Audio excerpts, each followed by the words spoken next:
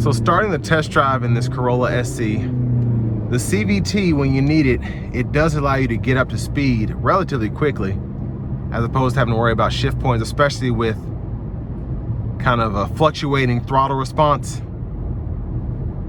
But even in eco mode, it whined a little bit, but it did what it needed to do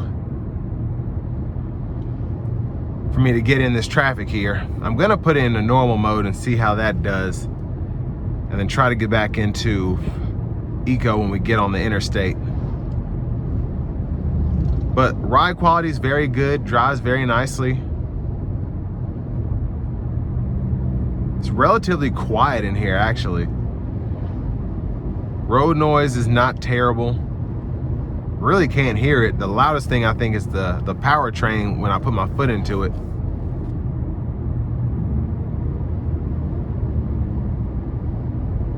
But yeah, the noise in here is very, very diminished overall from everything. Now I'm gonna put it in a manual. I just wanna see how this drives. I do love the downshifts. Come out of this corner, just give it a little bit.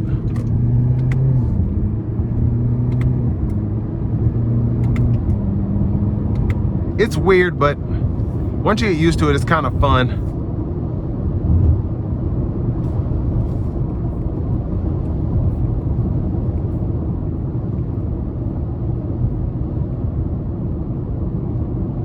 Now, one thing with the new, I think this is 3.0 with Toyota's safety sense, it is so hard for me to figure out how to get this cruise to work, because it's not what I'm used to in the Toyotas. It was just kind of wonky. I had to redo a video for the Tacoma I drove earlier because I could not get the lane centering to work, because it was like a button for the lane keeping system and then a button for the lane centering or something like that. But once you get used to it, I'm sure you'll get familiar with all the features, and then it'll be like nothing. Because I do think Toyota's safety sense is one of the best driver assist systems out there. Nissan's is very good, Honda's is very good, pretty much everyone's is very good. Ford's Copilot, and of course GM, which is typical of them not really having any lane centering technology unless you have Super Cruise.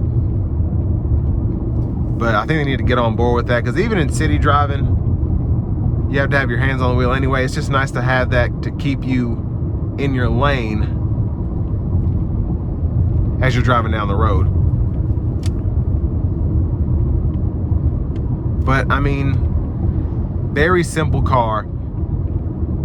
And one thing I like about these over, let's say, the Nissan Versas, I feel like with the 2-liter, you have more power here.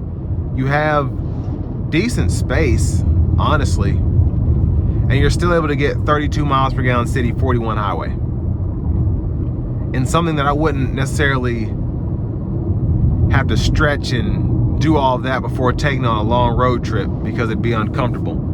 And with me being 6'3", that's a deciding factor in me, especially getting a smaller car, but getting a car in general.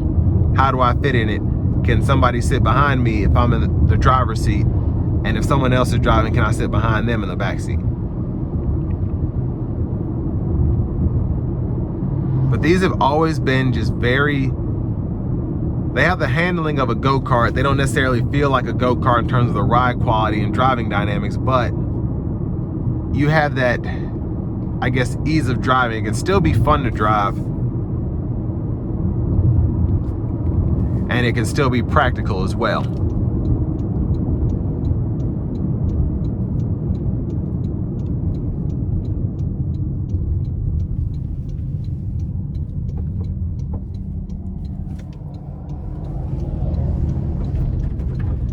Now it is starting to rain here, so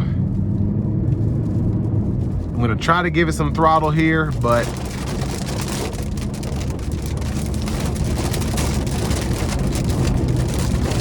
wow. Yeah, the wind is insane. This just came out of nowhere. Oh, goodness. So just a monsoon.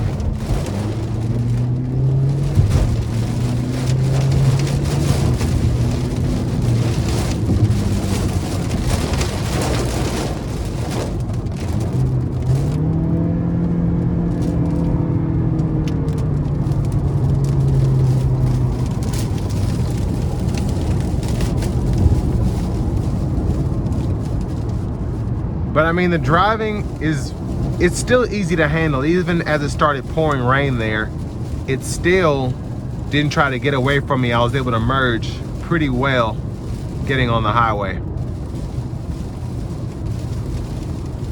Now I can set these safety settings here, of course, with it just now coming a monsoon out of nowhere. People are slowing down pretty heavy.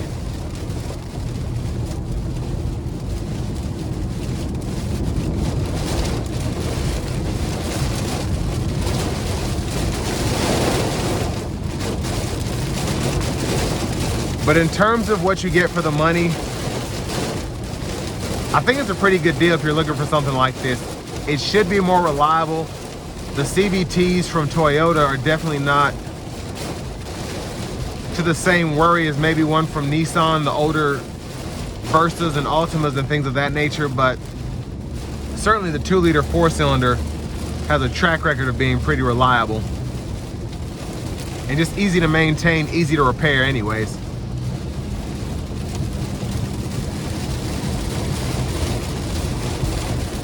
But I'm gonna go ahead and just probably halt this one a little early due to the weather. I mean, a decent car again for the money, and it's certainly economically friendly in every way. So with all that being said, this will bring me to the end of my review of this 2024 Toyota Corolla hatchback in the SE trim level.